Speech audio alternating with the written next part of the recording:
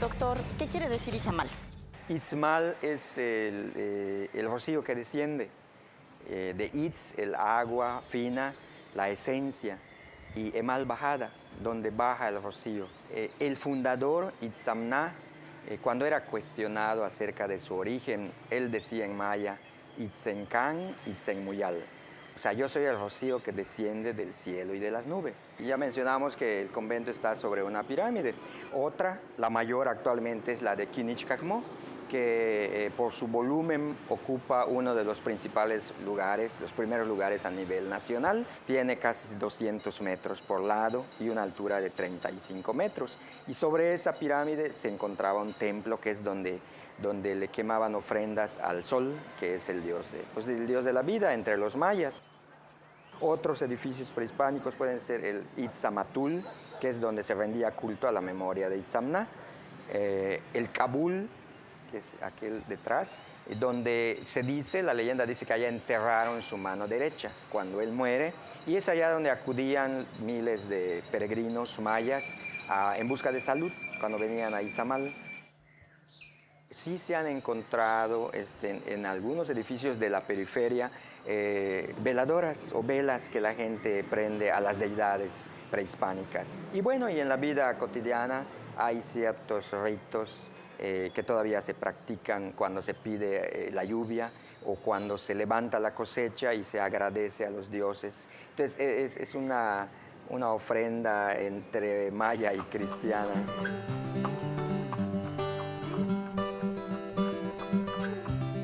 La industria enequenera es una agroindustria que parte del cultivo del enequén, planta autóctona de Yucatán, cuya fibra es procesada textilmente para obtener diversos productos de uso doméstico, comercial, naviero, agrícola e industrial. Esta actividad, que fue base del auge económico de Yucatán a principios del siglo XX, declinó a partir de la invención y producción masiva de fibras sintéticas a mediados del siglo. Don Andrés, pues gracias por recibirnos aquí en ACB. Vamos a hablar del enequén. ¿Por qué es tan importante aquí en Yucatán? ¿Por qué ha sido tan importante? Porque fue la fuente de riqueza por mucho tiempo, después de la guerra de castas, que cultivaban maíz y eso, y que no había una alternativa para Yucatán, que Yucatán estaba apartado del resto de la República, incomunicado, pues logró tener una fuente de ingresos que ocupó a toda la gente que necesitaba trabajo e incluso importó gente porque le hacía falta brazos. Le dio una disciplina de trabajo al campesino maya, le dio un contacto estrecho con la civilización de ese momento, con las fallas que no comían bien o que no tuvieron la casa adecuada, pero estaban perfectamente comunicados por las 40.000 kilómetros de líneas de caubil que habían entre las haciendas. Y en realidad, durante la revolución, el estado de Yucatán aportaba recursos para el centro de la República. En la época de Porfirio Díaz consideraban a Yucatán que producía mucho dinero para la República. El enequén fue teniendo auge, siempre para arriba. En el proceso de auge del enequén se inventó la famosa combinada, que es la que hace la cosecha de las vacas de pastura allá en Estados Unidos, usando hilo de enequén, el baler twine. Probaron ellos con alambre y el ganado se le atoraba el alambre, y entonces hubo mucha demanda y además las guerras. En realidad el enequén desde la época de la colonia se utilizaba para los barcos y todo, era la mejor opción. El enequén empieza a decaer desde que empiezan a surgir los sintéticos, los fabricantes de maquinaria para fibras duras ingleses y todo, desde los años 60, 50 y pico, se retiran de la patentada de nuevos equipos y ya se van hacia equipos para utilizar plásticos.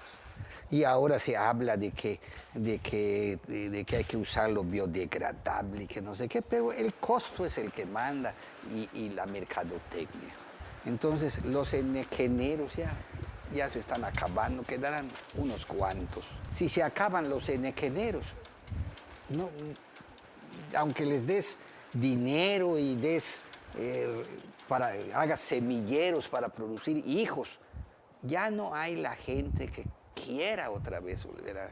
Tienes que hacer otro grupo humano que formar a la gente. Formar a la gente que entregue su vida a esa actividad. Bueno, háblenos un poco del proceso. Sí, el proceso es muy sencillo, es conocido por todos acá. Se tumba el terreno, se siembran en hileras de 140 matas, ya que tiene la medida de 1,20 la hoja de nequén, se empieza a cortar. Después ya la hoja se pasa en la máquina desfibradora que tiene 2 ruedas y 4 cadenas. Una rueda le da a los troncos y la otra le da al resto de la hoja. Y entonces hay un flagelado y se obtiene la fibra. La fibra se seca al sol y después entonces se peina y ya peinada se le llama mecha a lo que sale de los peines, y esa mecha, que es una fibra, unos tubos de fibra continuos, se alimentan en diversas máquinas para producir hilo de diferentes grosores. ¿Qué se hace con la pulpa? La pulpa es buena para mezclar con la tierra que tenemos aquí, la tierra roja, esa que se pone muy dura, pues para separar los granos de tierra sirve como un retenedor de humedad. Vamos a decir, podemos hacer un riego por goteo, poniendo alrededor de las matas una cantidad de pulpa y regamos durante un rato, mojamos la pulpa y la dejamos y después se va. Ya no queda, son reminiscencias de lo que fue. Entonces, y da mucho trabajo. Sigo con esto del enequén como complemento a una actividad, vamos a decir, turística. Pienso yo que hay futuro, que la cuestión turística puede ir.